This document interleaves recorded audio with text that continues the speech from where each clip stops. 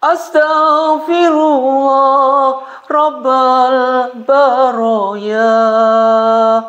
Astaghfirullah minal khotoya. Rabbi sidni ilma nafi'a wa wafiqni amalan mabula.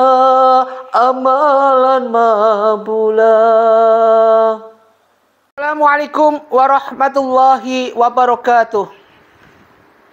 Alhamdulillahirabbil alamin. Wassalatu wassalamu ala asrafil mursalin wa ala alihi wa sahbihi ajma'in. Asyhadu an la ilaha illallah wa asyhadu anna Muhammadar Rasulullah. Allahumma shalli wa sallim ala sayyidina Muhammad wa ala ali sayyidina Muhammad. Kama shallaita ala sayyidina Ibrahim wa ala ali sayyidina Ibrahim fil alamina innaka Hamidum Majid. Bismillahirrahmanirrahim. Qul tanfudhu in kuntum tuhibbunallaha fattabi'uni yuhibbukumullah wa yaghfir lakum dzunubakum wallahu ghafurur rahim. Shadaqal wa'adzim, shadaqa wa ala Rasulillah sallallahu alaihi wasallam. Pertama, mari kita panjatkan rasa puji syukur kita pada Allah Subhanahu wa taala. Salawat dan salam mari kita haturkan pada junjungan kita Nabi Muhammadin sallallahu alaihi wasallam. Mudah-mudahan kita semua diberikan kekuatan lisan basah dengan salawat. Ma'asyiral muslimin muslimat jamaah pencerahan bimbingan amalan yang Ustaz takzimi Ustaz muliakan. Di pagi yang cerah ini mari kita senantiasa ikhtiar kita tingkatkan. Rasa cinta kasih sayang kita pada Allah Subhanahu wa taala kita tingkatkan.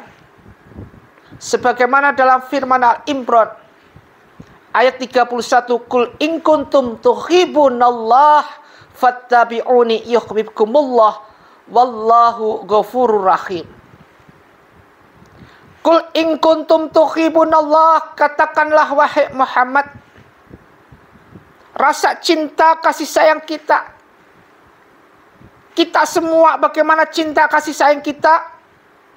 Kalau kita pingin cinta pada Allah Subhanahu wa taala, fattabi'uni, ikutilah aku. Ikutilah baginda Rasulullah sallallahu alaihi wasallam, fattabi'uni yuhibbukumullah. Sampai Allah mencintai kita. Bagaimana trik sampai Allah mencintai kita? Perlu adanya ikhtiar yang jelas. Perlu adanya tuntunan ikhtiar di antara kita. Ada yang nuntun tentang ikhtiar ini. Tidak hanya itu saja. Wa yaghfir lakum dzunubakum. Dan Allah akan mengampuni dzunubakum, dosa-dosa kita. Wallahu ghafurur rahim. Sesungguhnya Allah itu Maha Pengampun dan Penyayang. Kalau kita ingin diampuni dosa-dosa kita,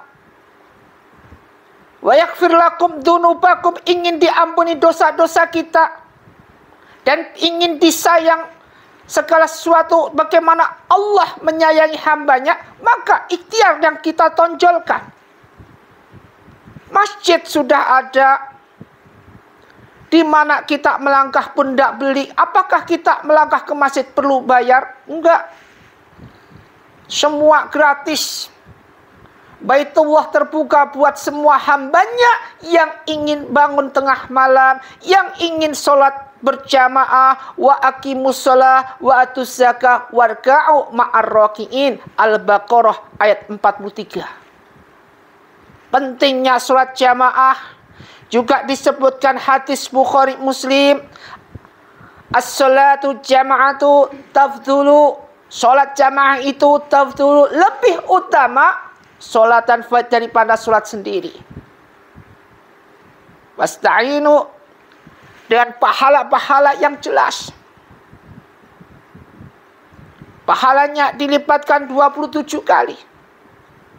pentingnya sholat jamaah ini akan memicu kita bagaimana kondisi diri kita, bagaimana kondisi sholat kita, bagaimana diterima atau tidaknya oleh Allah Subhanahu wa Ta'ala. Ibarat rusa, andai kata rusa itu jalan sendiri, mudah sekali diterkam oleh harimau. Namun jika rusa itu bergerombol dengan teman-temannya, susah sekali harimau menerkam si rusa ini. Sama dengan kita ketika kita sholat berjamaah. Bagaimana sholat jamaah kita? Mudah sekali diterima oleh Allah Subhanahu wa Ta'ala ketika kita sholat jamaah. Waqimus shalah wa atuz zakah warka'u ma'arraki'in. Daripada kita sholat sendiri, mudah sekali dikelabui dan dibuntuti serta dihipnotis oleh para iblis sehingga sholat kita ngawur. Maka as-sholatu jama'at tafdhulu sholatul fadha bisa ba'ina wa isrina darajat. Ma'asyiral muslimin muslimat rahimatullah dimuliakan Allah. Perlunya ikhtiar ini sampai ada beberapa step. Step ini ada beberapa step, ini berpesan. Jadi ayat ini berpesan dan ini perlu ikhtiarnya kita di sini.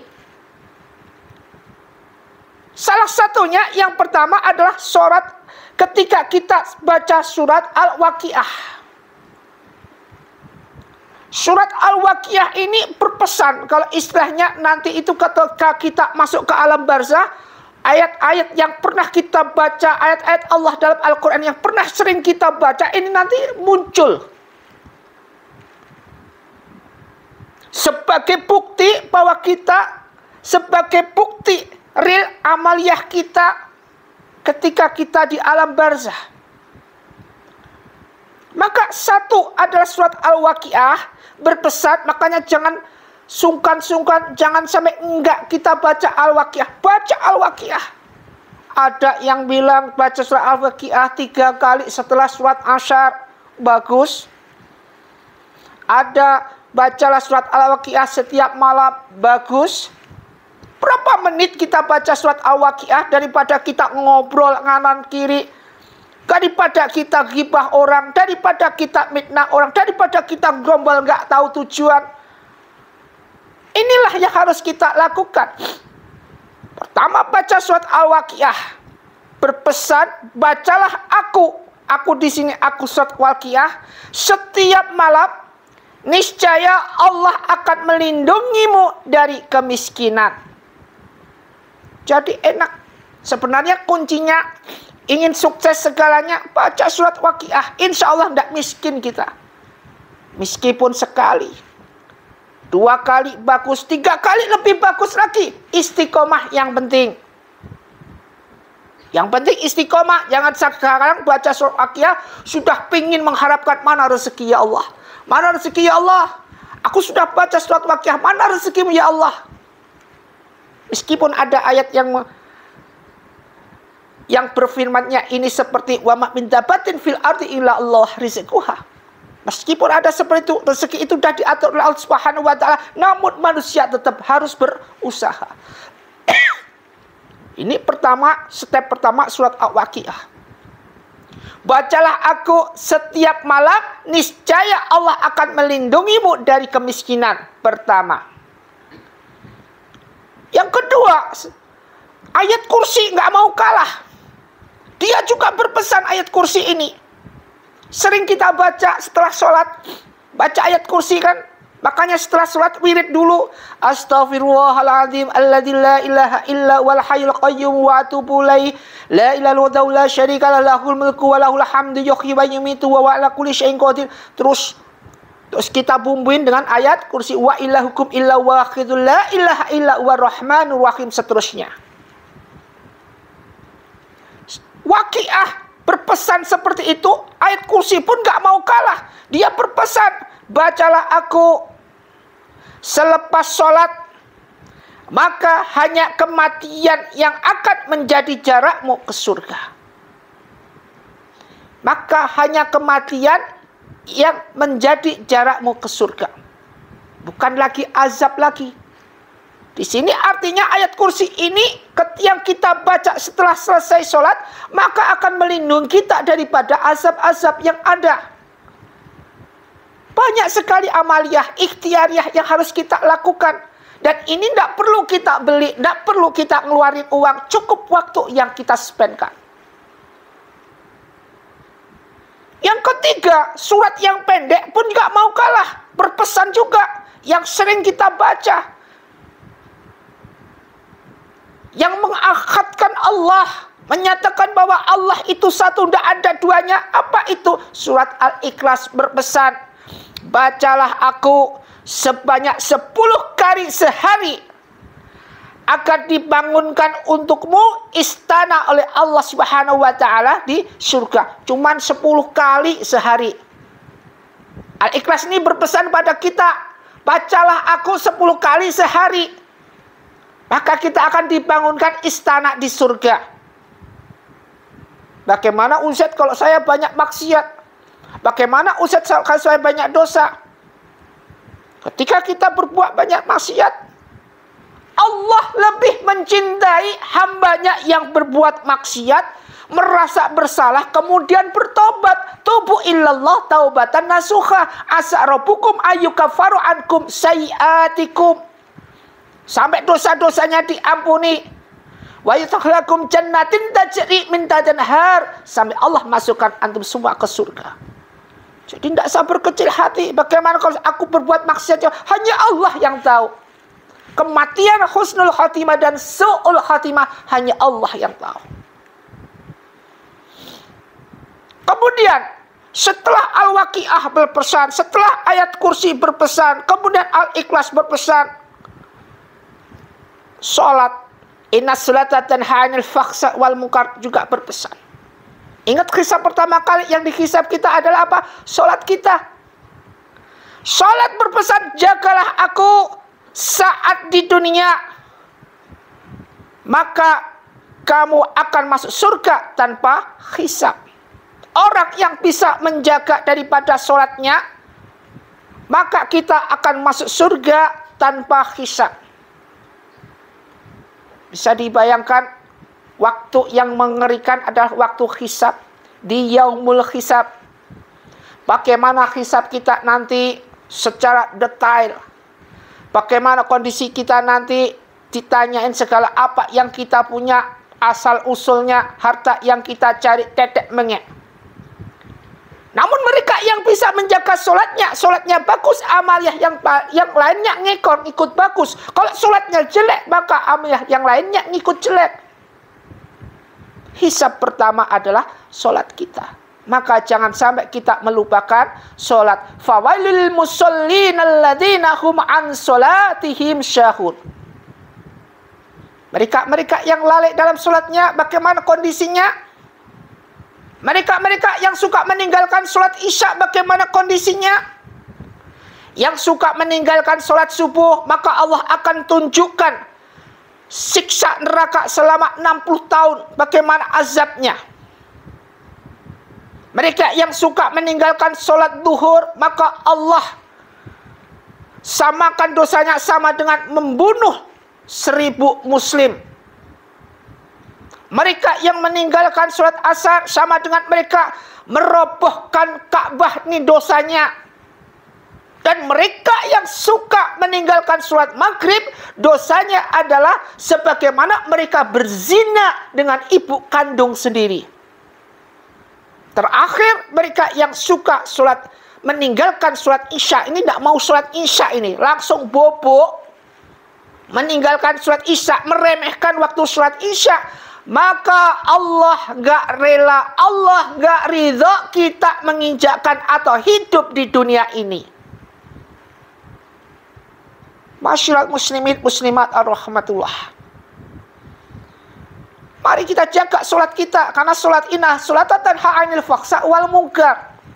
Sholat itu mencegah dari segala perbuatan keji dan mungkar yang kita lakukan. Kemudian setelah tadi surat Waqiah, ayat kursi berpesan, Al-Ikhlas berpesan, sholat juga berpesan. Kemudian ini Al-Mulk, Tabarakallahu, terus dan seterusnya. Ini juga berpesan, bacalah aku sebelum tidur, maka aku akan menemanimu saat gelap di alam kubur. Ingat ini, baca Al-Mulk meskipun 1 kali sebelum tidur, otomatis dalam keadaan berwudu dulu. Ingat dalam surat Al-Waqiah, innahu laqur'an karim fi kitabim maknun la yamassuhu illal mutahharun. Tidak ada yang bisa menyentuh Al-Quran illal mutahharun, kecuali harus berwudu, bersuci dulu. Sebelum tidur wudu dulu, kemudian baca Al-Waqiah. Kalau bisa surat witir, baca Al-Waqiah. Kemudian apa yang dilakukan setelah baca Al-Quran? Kemudian mohon kepada Allah. Nah, nanti surat Mulk ini akan menemani kita di alam kubur ketika. Jadi baca sebelum tidur, surat Al-Mulk akan menemani kita berada di alam kubur dalam kegelapan. Gelap sekali. Udahlah baca sekali Al-Mulk ini, tidak lama kok. Yang terakhir ini. Innallaha wal malaikatahu yusalluna 'alan nabiy ya ayyuhalladzina amanu sallu 'alaihi wasallim mutaslimah. Shalawat tidak mau kalah berpesan. Apa pesan shalawat? Bacalah aku setiap hari sebanyak mungkin. Kelak kamu akan mendapatkan syafaat dari Rasulullah Sallallahu Alaihi Wasallam. Syafaat yang kita dapatkan. Ingat, sekali kita baca sholawat, Allah akan berikan syafaat 10 kali kepada si pembaca ini. Bukan hanya syafaat 10 kali itu, Allah akan bertuliskan suatu 10 kebaikan kepada si pembaca ini. Dan juga Allah akan hapuskan 10 dosa-dosa pada si pembaca ini. 1 kali sholawat. Makanya senang sekali sholawat. Allahumma sholli ala sayyidina Muhammadin tibbil qulubi wa dawaiha wa afiyati abdani wal sifaiha wa nuril absari wa diyaiha wa ala alihi wa sahbihi wa sallam. 1 kali sholawat. Sholawatnya panjang sekali Ustaz. Sholawat yang pendek boleh. Sallallahu ala Muhammad. Bisa dibaca dengan kitab, dengan hikmat. Agar apa? Agar apa yang kita baca ini benar-benar menyerap dan mantap dalam hati kita. Sallallahu ala Muhammad. Sambil nangis, sambil kita rindu sama baginda Rasulullah Sallallahu Alaihi Wasallam. Maka inilah kunci daripada ketenangan hati kita. Semoga 6 step ini bisa membawa kita, bisa mengilhami kita, bisa membawa kita ke dalam ketenangan hati kita untuk ikhtiar di hadapan Allah Subhanahu wa taala. Innas sholati wa nusuki wa mahyaya wa mamati lillahi rabbil alamin. Innas sholati, salatku, wa nusuki, ibadahku, wa mahyaya wa mati, hidupku dan matiku lillahi rabbil alamin. Kita pasrahkan ikhlas pada Allah Subhanahu wa taala. Mudah-mudahan kita menjadi hamba Allah, mati dalam keadaan husnul khotimah. Semoga bermanfaat. Wabillahi taufiq wal hidayah. Wassalamualaikum warahmatullahi wabarakatuh.